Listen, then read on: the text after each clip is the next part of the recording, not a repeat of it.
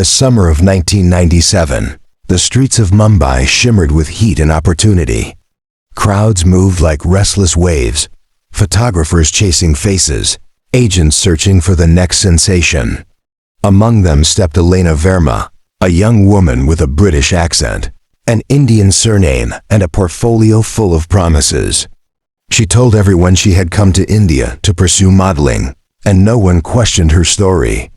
Her tall frame, flawless posture, and confident silence made her unforgettable. Elena's journey began at a small modeling agency near Bandra. The owner, Rakesh Mehta, found her presence magnetic. Within months, she was on magazine covers, walking runways, and appearing in commercials. She became the mystery girl of the fashion scene, polite, professional, but strangely distant. Unlike others, she rarely spoke about her past. "Where are you really from?" a photographer once asked. "From everywhere and nowhere," she said with a half-smile. By 1999, Elena's face was on billboards across India. But with fame came whispers. She avoided parties, kept no friends, and always carried a small black notebook. Some said she was married. Others claimed she had been part of a secret government project abroad. None could prove it.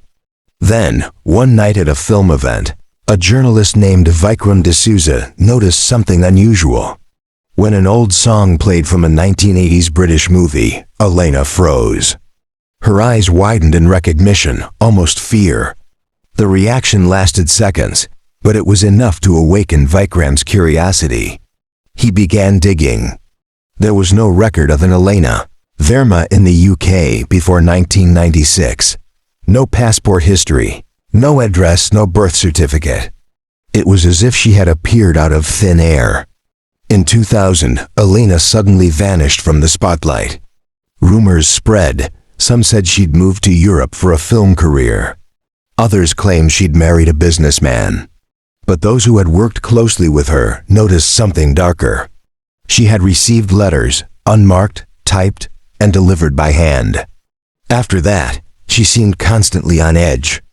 Vikram, now working for a national newspaper, couldn't let it go. "There's something about her that doesn't add up," he told his editor. But the editor laughed it off. "A model with secrets? That's half the industry, Vikram." Still, he kept the black and white photograph she left behind, studying the same detail over and over. A small scar behind her left ear, visible only when her hair was tied up. It looked surgical. Years passed. Elena remained a ghost story in Mumbai's fashion circles, a reminder of how quickly fame fades. Until, in 2004, a breaking headline shook the city. Former model Elena Verma linked to missing person. Case in London, new evidence surfaces. Vikram dropped his tea. The truth he'd been chasing for 7 years was finally clawing its way to the surface. The newspaper headlines spread like wildfire. Old colleagues, photographers, and fashion agents stared in disbelief. How could the quiet, graceful Elena Verma, the woman who vanished without a trace, be connected to a missing person case in London? The reports revealed fragments.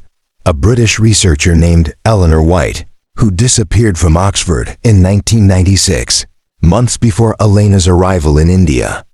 The two shared the same height, same birthmark on the wrist, and eerily similar features. But there was more. Eleanor had been involved in a classified biomedical project for the government, something to do with memory transfer and identity reconstruction. Vikram D'Souza felt a chill run through his spine.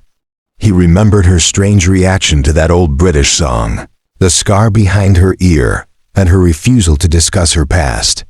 Could Elena Verma actually be Eleanor White, hiding under a new name, a new life, and a surgically altered face? Determined to uncover the truth, Vikram boarded a flight to London. The investigation led him to a retired government scientist, Dr. Samuel Kane, who had once supervised Eleanor's research. At first, the old man refused to talk. But when Vikram showed him Elena's modeling photos, Kane's hands trembled. "I thought she was dead," he whispered. "Who?" Vikram pressed. "Eleanor. She wasn't supposed to survive the experiment." Kane revealed that in 1996, Eleanor had volunteered for a secret trial, testing a new procedure that could erase traumatic memories and implant a controlled identity. But something went wrong. She escaped before the final stage, leaving behind classified data worth millions. The agency covered it up, declaring her missing. When Vikram showed him a photo of Elena walking a runway in Mumbai, Kane muttered, "She must have completed the transformation herself." She became someone else. Back in India, the media storm grew louder. Old interviews, fashion footage, and photos resurfaced. People began dissecting every smile, every gesture, searching for clues. Meanwhile, in a quiet apartment on the outskirts of Delhi, a woman watched the news in silence. Her hair was shorter now, her eyes sharper. On the table lay a single envelope addressed to Vikram D'Souza. Inside was a photograph of a laboratory, cold, metallic, with strange symbols etched on the walls. On the back, a handwritten note read, "You're close, but not close enough." The truth didn't end with me. That same night, an anonymous caller warned Vikram to stop investigating. "You don't understand what she was part of," the voice said. "This isn't about modeling or fame. It's about who controls identity itself." But for Vikram, turning back was no longer an option. He had seen too much, heard too much. Somewhere between the model and the scientist, between the lies and the silence, was a story the world was never meant to know. And as another newspaper prepared to publish a follow-up expose, a hidden hand moved behind the scenes, deleting files, silencing witnesses, and preparing for one last cover-up. Because Elena Verma wasn't the only one who had changed her name. 2 days after receiving the envelope, Vikram D'Souza found himself staring at the photo again, the cold, sterile lab where Eleanor White's story began. The handwriting on the back haunted him. "You're close, but not close enough." Close to what? The truth? Or a trap?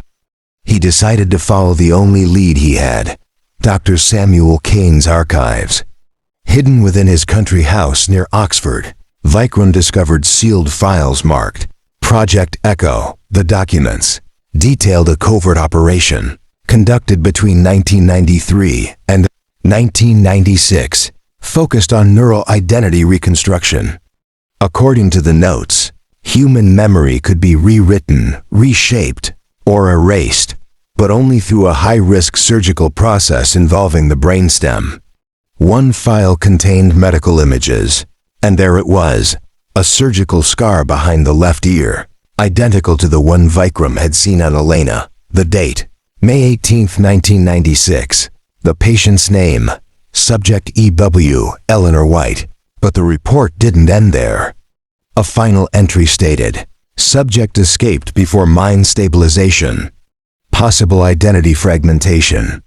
Classified threat if recovered." Vikram's breath caught. If Eleanor's memory had been altered, then Elena wasn't a disguise. She was a recreated person, living with borrowed memories, unaware of the full truth. When he returned to India, he found chaos. Elena had resurfaced, not as a model, but as a woman giving interviews under a new identity, Anaya Verma, an advocate for ethical science. She spoke carefully, every word measured, as if balancing two realities at once. "I was someone else once," she said in one interview. "They took everything from me, my name, my past, even my reflection. But I remember now." The media exploded again. Government officials denied involvement. Scientists called her delusional, and conspiracy theorists hailed her as proof of mind control experiments. But Vikram knew better. He had seen the evidence. And deep down, he knew this was only part of a larger design. He arranged a secret meeting with her at a quiet cafe in Goa. When she arrived, wearing dark glasses and a scarf, time seemed to freeze. "You shouldn't have come," she said softly. "You sent me that photo," he replied. "I had to." They're rewriting more people now. It started with me, but I wasn't the only test subject. Her hands trembled slightly as she handed him a small data drive. Everything is on this. Proof of Project Echo, names, places. But if you publish it, they'll come for you too. Before Vikram could respond, a van screeched to a halt outside. Men in plain suits rushed in. Elena, or Eleanor, pushed the drive into his palm. "Run," she whispered. And then she was gone. Vikram escaped through the back alley, clutching the drive like his life depended on it. Because it did. The next morning, every trace of Anaya Verma vanished from the internet. Her interviews, photos, records, deleted.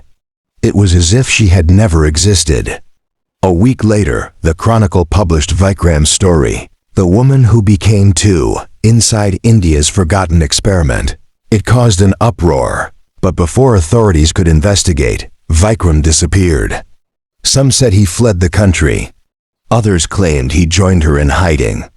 And years later, when a young journalist opened an anonymous email containing encrypted documents labeled ECHO_2.0, one name appeared at the top, Vikram D'Souza, subject VD.